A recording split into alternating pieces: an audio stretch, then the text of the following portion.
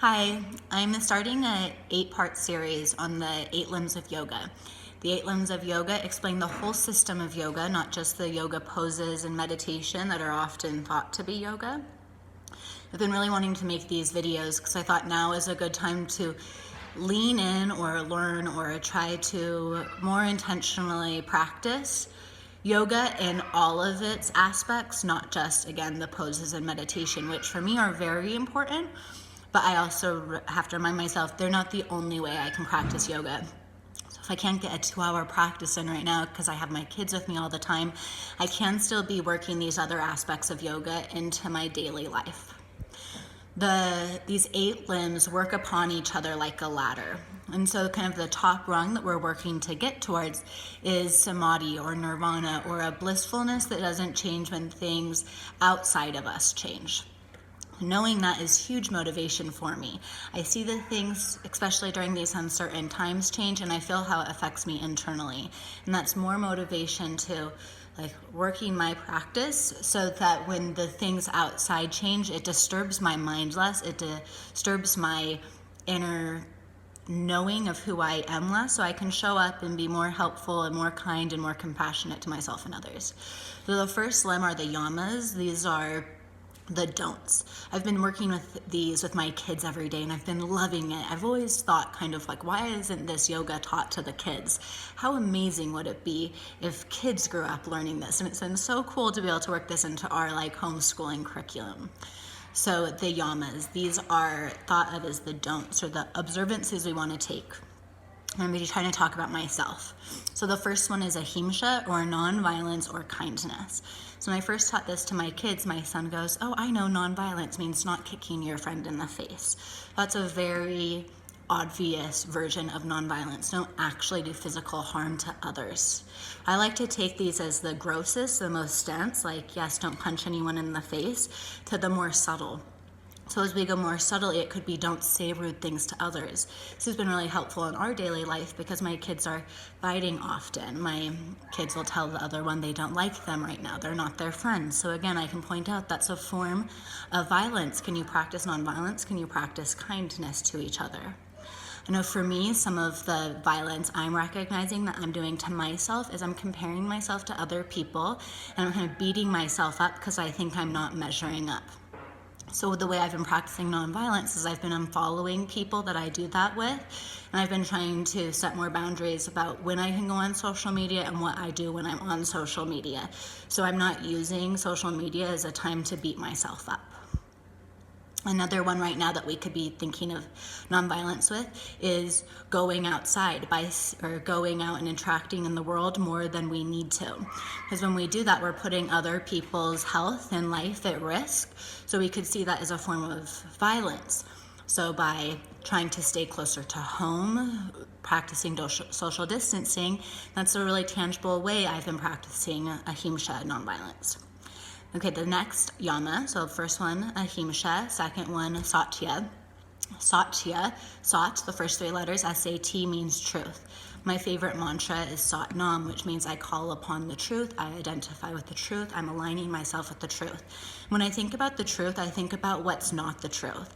And again, these are 2 huge topics right now. What's real news and what's fake news? And how can I figure out to see what's actually happening and see what the truth is, right?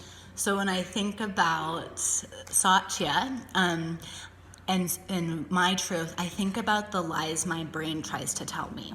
My brain tries to tell me I'm not good enough, so I can identify that's not the truth. So for me, that's a big one. I say Sat Nam often to myself.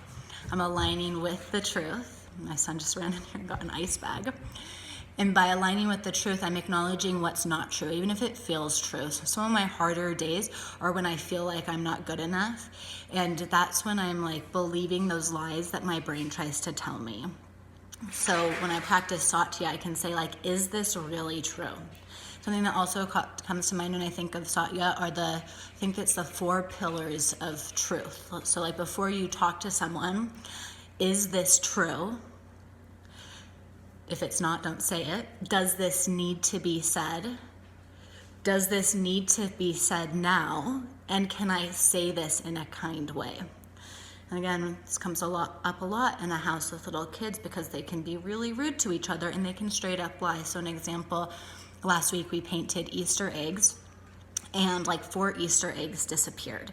And I asked the kids, like, where did these 4 Easter eggs go? And both kids were like, I'm not lying, I didn't move them. And then later I found the Easter eggs behind some couch cushions, right? So there was some untruth there. So Satya. Another one about Satya that I've been thinking about is allowing myself to really feel my feelings. How am I actually feeling? It's pretty easy for me to say, like, I'm feeling good, yeah, we're doing good. But am I allowing myself to feel my feelings? I think something beautiful that's happening right now is we're being more vulnerable. And I think there's a clear line between like overindulging in our pain and our suffering, but allowing ourselves to show up and be like, this is how I'm doing. This is who I am. I'm showing you my truth. And I think that's really, really, really beautiful. So the second part of the yamas is satya, truthfulness. Had to intervene with the kids. So we're on the third yama, which is asteya. I taught a class a few years ago, and I figured you could say stay away from things that don't belong to you, because asteya means non-stealing. It's realizing that you don't personally lack anything. So on a more physical level, this could be not stealing anything from other people. I have some friends who own stores, and their stores have been broken into and robbed. Obviously, don't do that. It can also be stealing people's energy from them or stealing people's happiness. So one way I'm trying to be aware of asteya is sometimes I need to like vent a little bit. I try to limit the amount of people I do that to, because at a certain point I'm just stealing time and energy from people. So yeah, I do it to make 1 or 2 people, but I try to not do it to a ton of people. This could also be trusting that you have everything you need, right? So stealing comes from feeling there's a sense of lack. I have a student who a few years ago taught me this mantra around Christmas. That's, I have everything I need. The more I tell myself I have everything I need, the less I feel like I need to grasp. And again, this can lead me to want to, so not practicing asteya can lead me to wanting to compare and wanting other people's talents that aren't mine. So when I practice asteya, it helps me not compare myself to others and know that like I have everything I need and I don't need anyone else's stuff. I don't need to have that like feeling of wanting to take what isn't mine. And it feels really good when I can be like, I don't need to steal like ideas or time or energy from other people, and I can trust that I'm going to have like a flow of stuff in when I need it. Asteya. How do you practice asteya? This is a harder one for me to get more subtle on. Okay, so the next one, brahmacharya. I've been really thinking about this one a lot. So brahmacharya used to be about like not being celibate and not wasting your sexual energy, but I like to translate it as don't waste your physical energy, but also don't waste your mental energy. One thing we'll talk about in our house is the difference between crying and whining. Well, crying I think is really good. A few days ago I was really, really sad and I cried a lot, and that crying almost unblocked a part within me that was like holding it in, was kind of stealing some of my own energy. But when I was able to cry, I was able to release that, and then the next day I was able to feel good. I had more energy, which is a lot different than just like whining, which happens a lot in this house. So whining and complaining, I think complaining drains so much energy. Another thing that's draining energy that I'm realizing I'm doing and I'm trying to not do is planning. We don't know what's happening. We don't know what's to come. And planning is, in my opinion, a waste of my own energy. How can I show up today? How can I try to practice, being a good person today, helping people today? How can I show up tomorrow? How can I not waste time thinking about what's going to happen in a few months or next year? It's been a big one for me. Same with getting on social media too much. It's a big waste of my energy. So how can I find these ways that I waste my energy and block those? Same thing with mentally, complaining, comparing, competing, all of those things really deplete my energy. I've also been figuring out how to integrate things that give me energy. I've found that coloring really like coloring a coloring book. I'm not like a fancy artist. Like that like really slows my outflow of energy. Same thing with taking a few moments by myself to breathe, or to read a book I want to read, or to be able to have some time to talk to my friends. Those are some things that help me break up the day so I feel like I'm not running out of my own energy. And then this last one, so the fifth one, is a parigraha. So this is non-hoarding. This is like really apparent now.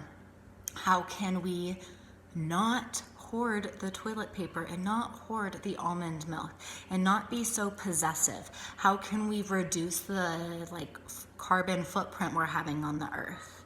I think this is, for me, really coming up like, how can I live in a way that is more gentle to the earth? Again, this is nonviolence, ahimsa. We're growing a garden, so we don't need to feel like we need to go buy all the things at the grocery store. Okay, so the 5 yamas are ahimsa, satya, asteya, brahmacharya, aparigraha. Non-violence, truthfulness, non-stealing, non-wasting of your energy, and non-hoarding or non-grasping. Well, I suggest, if this is interesting to you, to maybe pick one a day and go through the whole day, like, how can I be practicing more truthfulness today? How can I be practicing not stealing today? And figure out like how subtle that you can take these into your own life. Hope this was interesting for you. Let me know what you think. Let me know what your connections are with how these show up in your own life. And the next time we get together, I'm going to be talking about the niyamas. There's also 5 of these. These are ones ones I'm trying to do every day.